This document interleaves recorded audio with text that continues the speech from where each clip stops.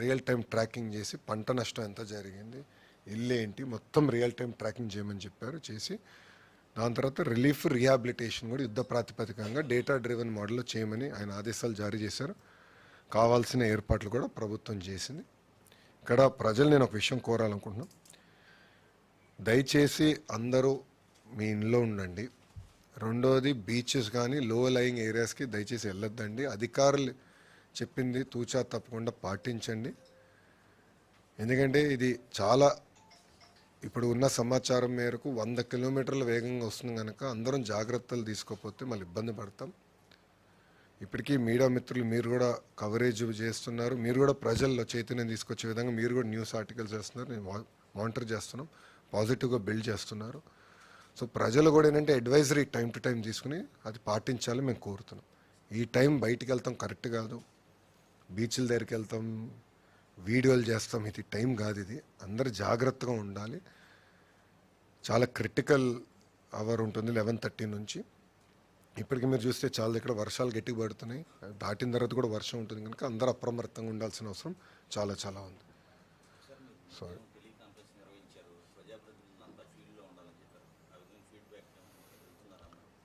ఇప్పుడు పొద్దున గౌరవ హోంమంత్రి గారు మేము ఇద్దరం కలిసి అందరితో ఎమ్మెల్యేలతో, ప్రజాప్రతినిధులు, ఎమ్మెల్యేలతో, ఎంపీలు కూడా మాట్లాడాం. వాళ్ళ దగ్గర నుంచి కూడా ఫీడ్బ్యాక్ తీసుకున్నాం ఎక్కడెక్కడ ప్రాబ్లం ఉంది.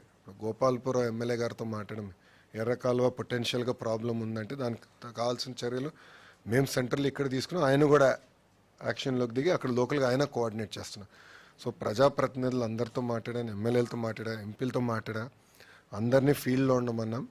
కంపల్సరీ ఈరోజు అందరిలో చైతన్యం తీసుకొచ్చి ప్రికాషన్స్ తీసుకోమనం. రేపు అయిన తర్వాత ఫీల్డ్కి వెళ్ళమనం, గ్రామాలకు వెళ్ళాలి, పంట పొలాలకు వెళ్ళాలి, మొత్తం రిలీఫ్ రీహాబిలిటేషన్ పక్కడబందీకి చేసే విధంగా వాళ్ళందరూ అప్రమత్తంగా ఉండాలని మేము చెప్తాం కూడా జరిగింది. సో అందరినీ మీరు చూస్తే ఇప్పటికీ సెంటర్స్ వచ్చేయగల, నేను చెప్పాను మళ్ళీ రిపీట్ చేస్తాను, ఇవాక్యుయేషన్ వచ్చేయగల ఏంటంటే 1238 గ్రామాల్లో ప్రోయాక్టివ్గా అక్కడ హై రిస్క్ అంటే ఓల్డ్ ఏజ్ కానివ్వండి, ప్రెగ్నెంట్ ఉమెన్ కానివ్వండి, వాళ్ళని మేము తరలిస్తాం జరిగింది. 1906 టెంపరవరీ రిలీఫ్ క్యాంప్స్ ఏర్పాటు చేస్తాం జరిగింది.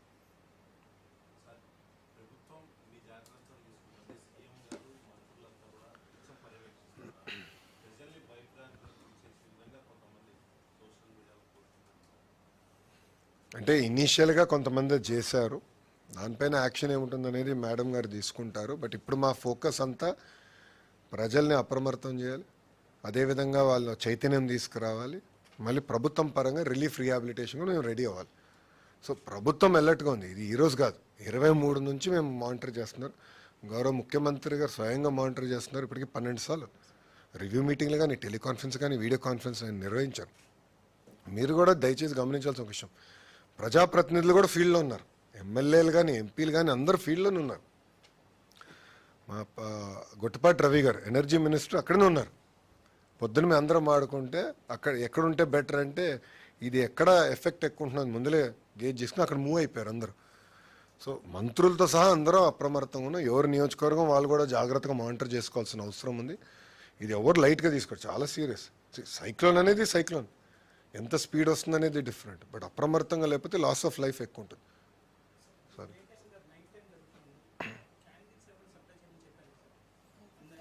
అది ఆల్రెడీ ఎక్కడైతే ఎక్కువ ఎఫెక్ట్ ఉందో అక్కడ ఆల్రెడీ ప్రిపేర్ చేసాం.